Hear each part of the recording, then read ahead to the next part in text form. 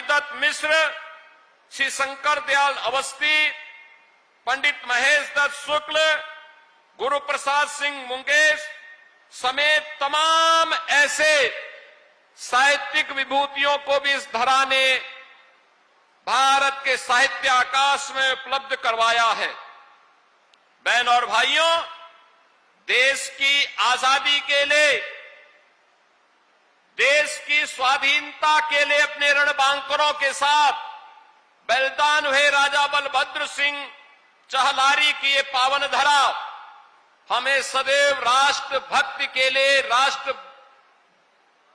अपनी भारत माता के प्रति समर्पण का भाव पैदा करती है।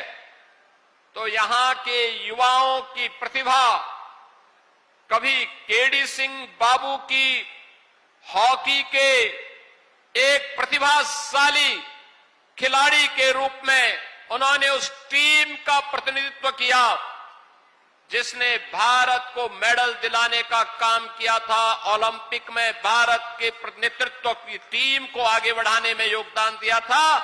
वह भी बाराबंकी की ही धरा में पैदा हुए थे।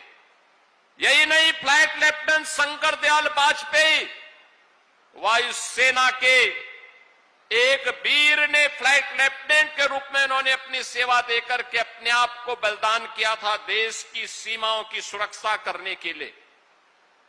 आज मुझे ऐसी पावन धरा को नमन करने और यहां पर हमारे पदाधिकारी और जनप्रतिनिधियों के प्रयास से जो विकास की परियोजनाएं स्वीकृत हुई हैं, ऐसे लगभग 550 करोड़ रुपए की परियोजनाओं के लोकार्पण और शिलान्यास करने का सौभाग्य प्राप्त हो रहा है।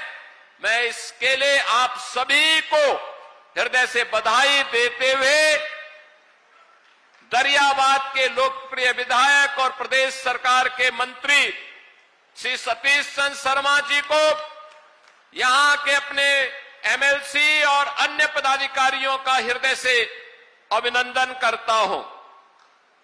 बहन और भाइयों, आज मुझे आकर के यहां पर, सोमवार का दिन भी है और लोदेश्वर महादेव का दर्शन करके, बहुत पवित्र दर्शन और दिव्य दर्शन करके अंतःकरण को अत्यंत आनंद की अनुभूति हुई।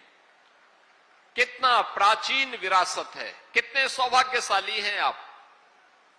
इस जनपद में भगवान लोदेश्वर महादेव का आशीर्वाद प्राप्त होता है। अगल बगल के कई जनपदों के श्रद्धालु यहां आते हैं, लेकिन मंदिर जीर्ण शीर्ण स्थिति में, कोई पुरसा हाल नहीं। यह देश 1947 के पहले हम मान सकते थे गुलाम था, पराधीन था, लेकिन 1947 में देश की आजादी हुई थी। आजादी की वह लो बाराबंकी के लोदेश्वर महादेव के मंदिर तक भी पहुंचनी चाहिए थी, नहीं पहुंच पाई। आजादी के बाद वह लोग कब्रिस्तान की बाउंड्री वॉल के लिए तो प्राप्त हुआ, लेकिन लोदेश्वर महादेव के मंदिर को नहीं प्राप्त हुआ। हॉकी के लिए जिन्होंने भारत के राष्ट्रीय खेल हॉकी के लिए पूरा जीवन समर्पित किया, ऐसे